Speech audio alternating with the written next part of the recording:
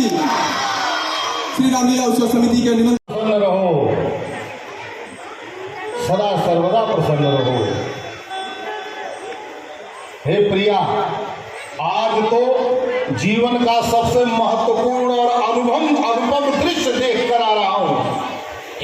उचित यथोचित भाग बनाकर आप तीनों बहनें इसका प्राशन कर लें और निश्चित ही पूर्ण विश्वास है यज्ञ पुरुष के वरदान के माध्यम से राष्ट्रीय स्वयंसेवक संघ के विकास कार्यक्रमों को जोड़ते हैं। माँ कौशल्या पे दया करने वाले प्रभु, आपका इस रूप, आपकी इस छवि को देख करके माता कौशल्या भी प्रसन्न है। क्यों नहीं? हमारे विश्वकर्मा आप देख रहे हैं, आज हम पहुंचे हैं श्री रामलीला उत्सव समिति में विक्रोली पार्क साइड में। पिछले कई वर्षों से आज जो गंगा जमुनी तहजीब होती है, भगवान रामचंद्र जी की जो लीला है उनको दर्शन करने का आयोजन यहाँ पर चंद्रशेखर आर्य शुक्ला के माध्यम से किया जाता है। आज बड़ी बात यह रही है कि आज राष्ट्रीय स्वयंसेवक के स्वांत जी राष्ट्रीय अध्यक्ष जी हैं, बौद्धिक शिक्षण प्रमुख है यहाँ पर पहुंचे। बहुत बड़ी उपलब्धि है, खासकर यहाँ पर राम भक्तों के लिए। क्या करना चाहेंगे सर आप? पहली बार तो आप यहाँ पर आए हैं। हाँ, पीछे हुई तो भी नहीं शंका। पूरे देश भर में इस समय रामलीलाएं होती हैं और सैकड़ों वर्षों से ये रामलीला चल रही है, लेकिन इसका आकर्षण आज भी उतना ही ज्यादा है। ये रामलीला जन जन में जो राम का भाव है वो राम का भाव जगाने के लिए, राम का भाव यानी कि हमारे परिवार का, हमारे पिता का, हमारे जन जन का जो एक अनुशासन का, एक आज्ञा पालन करने का स्वभाव होना चाहिए। हम कहते हैं कि राम राज्य स्थापित करना चाहते हैं, तो राम राज्य का मतलब है कि सभी की भलाई। हम लोग कहते हैं सर्वे भवन्तु सुखिनः, तो राम ने वो करके दिखाया। इसलिए उन्होंने दुष्टों का संहार किया और सज्जनों का उन्होंने अच्छी प्रकार से पालन किया, उनकी रक्षा की। इसीलिए रामलीला पूरे केवल भारत नहीं, संपूर्ण विश्व में प्रसिद्ध है। मॉरिशस में, त्रिनिडाद में, सभी जगह रामलीला है।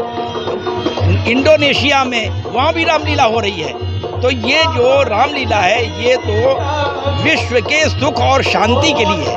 इसलिए इसका और अधिक ज़्यादा से ज़्यादा समाज को और नई पीढ़ी को भी दिखाना चाहिए। स्वान जी, देश के प्रधानमंत्री नरेंद्र मोदी जी ने एक निर्णय किया है कमेटी ने कि अब इंडिया नहीं कहा जाएगा, भारत कहा जाएगा। कहीं न विपक्षी दलों के अंदर एक घुटन पैदा हो गई है, इस पर आप क्या कह रहे हैं? इंडिया होना चाहिए, भारत होना चाहिए? भारत तो अपना प्राचीन देश है।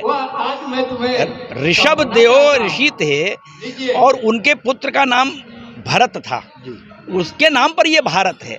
इंडिया तो ये बीच का शब्द आ गया, लेकिन इंडिया के पीछे कोई इतिहास नहीं है, इंडिया के पीछे कोई भावना नहीं है। ये जो भावना है वो भारत के पीछे है। भा का मतलब होता है ज्ञान और रथ का मतलब है उसमें जो लगा रहे, जो ज्ञान में लगा हुआ है वो है भारत। इसलिए हम शुरू से ही हम कहते हैं कि हमारी भारत माता हमारी माँ है और इसलिए हम जय जयकार कहने में गर्व का अनुभव करते हैं। भारत माता की जय। कोई इंडिया माता की जय कहता है क्या? कोई इंडिया माता की जय नहीं करता। हम कहते हैं भारत माता की जय। तो ये भारत माता उसी भारत से आया है और इसलिए भारत ये कोई संविधान से अलग हट करके नहीं है, संविधान में इसका उल्लेख है। इसलिए इतने दिन तक इंडिया कहा, आज भारत कह रहे हैं। स्वान जी, आखिरी सवाल आपसे, महाराष्ट्र के अंदर कम से कम मुंबई के अंदर खासकर रामलीला लुप्त होती जा रही है, रामलीला पूरी तरह लुप्त होती जा रही है, कहीं कहीं पे इसका आयोजन हुआ है। तो ऐसे सभी आयोजकों को क्या संदेश आप देना चाहेंगे कि आज नवरात्रि भी चालू जाती है, लोग गरबा पे लोग ज़्यादा इंटरेस्ट अपना दिखा रहे हैं। आज हमारे नौजवान पीढ़ी जो है गरबा खेलने में बहुत ज़्यादा इंटरेस्ट दिखा रही है, लेकिन रामलीला सुनने में देख सकते हो भीड़ पर्याप्त नहीं यहाँ पर है। इसमें क्या संदेश देना चाहेंगे जो रामलीला का आयोजक है, जो हिंदू धर्मों को? हाँ, जो आयोजन है ये आयोजन चलते रहना चाहिए। हर समय चीजें एक सीधी लाइन में नहीं चलती है, अप्स एंड डाउन्स होते रहते हैं और लेकिन कभी भी रामलीला के प्रति आकर्षण खत्म नहीं हुआ। आप देखिए कि टीवी में रामानंद सागर ने रामलीला लिखी तो सड़क पर कर्फ्यू की तरह सन्नाटा छा जाता है। एक एक लीला सब जानते हैं, लेकिन उसके बाद भी आकर्षण है। तो इसलिए हमको ये आयोजन करते रहना चाहिए और इसका प्रचार करना चाहिए। आज नहीं कल फिर से लोग आएंगे, इकट्ठे आएंगे। ये थे स्वाद रंजन जी, यहाँ पर आ चुके हैं श्री रामलीला उत्सव समिति के अध्यक्ष चंद्रशेखर आर शुक्ला जी। कहीं न कहीं आप कई वर्षों से चंद्रशेखर जी इस तरह कार्यक्रम का आयोजन करते चले आ रहे हैं।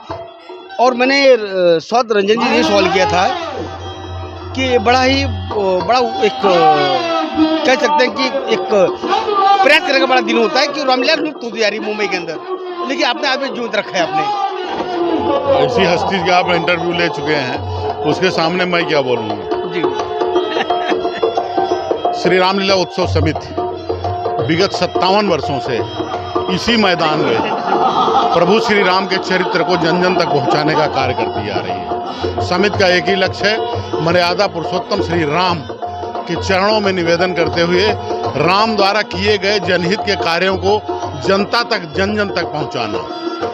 और इसी समिति का लक्ष्य लेकर के आज इतने सालों से चल रही है रामलीला समिति। आपके माध्यम से बताना चाहता हूं, केवल रामलीला तक ही सीमित नहीं है, बहुत सारे सामाजिक आयोजन साल भर करते रहते हैं। जैसे तीज हो, तीज महोत्सव, कजरी महोत्सव, कवि सम्मेलन, मेडिकल कैंप, बहुत सारी संस्थाएं होंगी।